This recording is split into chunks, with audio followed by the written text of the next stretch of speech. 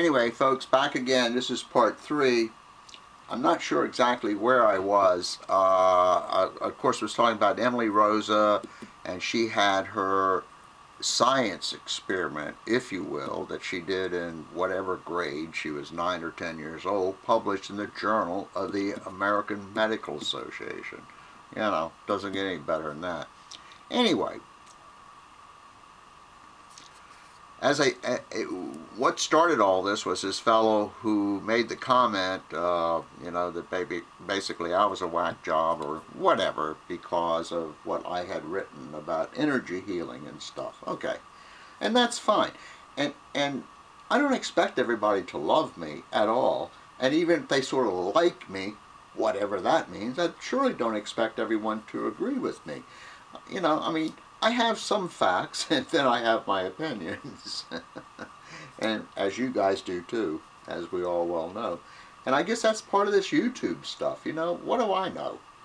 But anyway, so what brought all this about was this, you know, I would call a negative comment that the gentleman made about me, which is fine. In other words, it didn't get to that point where I thought, hey, I'm going to knock this baby off, you know, this guy's a schmo. But anyway, where was I? Emily Rosa, and I mentioned James Randi. Okay, now it's real simple. James Randi has had $1 million. I don't know how many years he's had the million. I know 5, 6, 7, 8 years most likely. He got to the point where he said that he was no longer, that he was giving a 2-year warning, so to speak, or he was announcing that within 2 years he was going to cut this contest off, so to speak, because he said he could do so much more with that $1 million than having it just sitting there, you know, waiting for someone to take. And then he also sort of changed the rules a little. And what he said was, he has 2 stages you go through. You go through a preliminary stage, and if you make it through that, then you go to the real deal, and that's where you get the $1 million. Boom, just like that. Anyway, he had so many people with things that you wouldn't even believe, that he finally said, well, wait a minute. In order for us to even try to negotiate, if you will, that first thing that you have to get through, the first trial, for lack of a better word, you're going to have some presence. Someone's going to have to have said yes. You know, like maybe you had newspaper notoriety, you had some professor somewhere at a college or whatever. You had to be recognized, so to speak, you know. To give you an example, there was a lady who, and he allowed this test to happen, excuse me.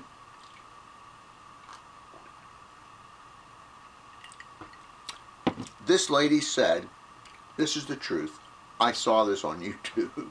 Well, it was on YouTube. Whether it's the truth or not, who the hell knows?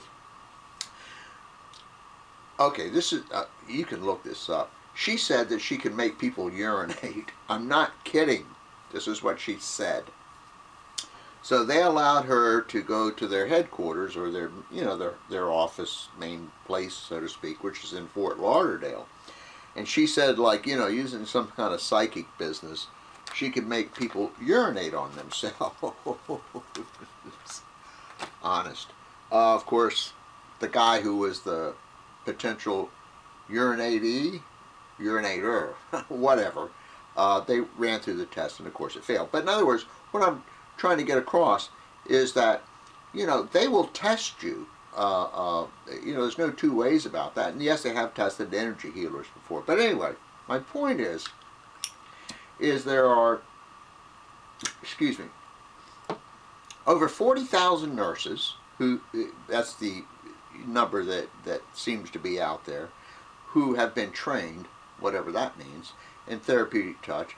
There's most likely no telling how many of these Reiki people, I mean, they're all over the place.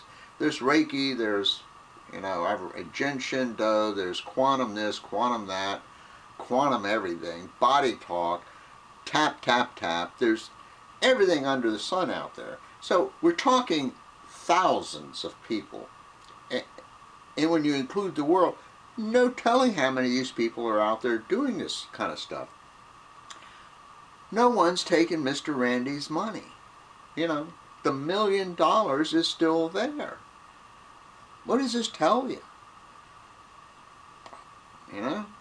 Now, I know what the psychics will say when they ever get confronted, and there's been a few things where they've been confronted on national television about why they won't take this test.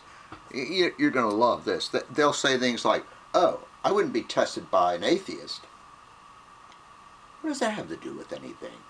Oh, there'd be negative vibrations. I mean, you know, all this kind of baloney. But and I know I've mentioned this before, if I were an energy healer and I knew my stuff worked, there'd be three things I would do. I'm not sure exactly what order. Actually, I think what I would do, what would get really national exposure, excuse me, would be going down to old Fort Lauderdale and getting that $1 million from Mr. Randi. You can't tell me that wouldn't, you know, be at least national, if not international. You know, old George goes down there and takes Mr. Randi's $1 million because he's an energy healer. Okay, you do that. And if you legitimately were helping people, you know, the next thing you'd do is you'd go to the Journal of the American Medical Association and say, "Hey, look what I can do." And the next thing you do is you go to insurance companies and you would say, you know, we don't need to send these people to doctors and spend like $160 or $80 or whatever it is, you know, for an office visit, when I can do this stuff sitting in my living room and shooting those rays out to these people. I'll do it for $60. I mean, come on, let's be realistic. If I had that ability to heal people, the other thing I would do, and I know I don't have a white hat, I don't have a white horse, and no, I'm not like the nicest guy in the world. I think I'd be shooting those things out to all these poor people who are in hospitals to help them out. You know what I mean? What was the point of all this? Running out of time again. Come back one more time. Thanks, ladies and gentlemen. Be right back.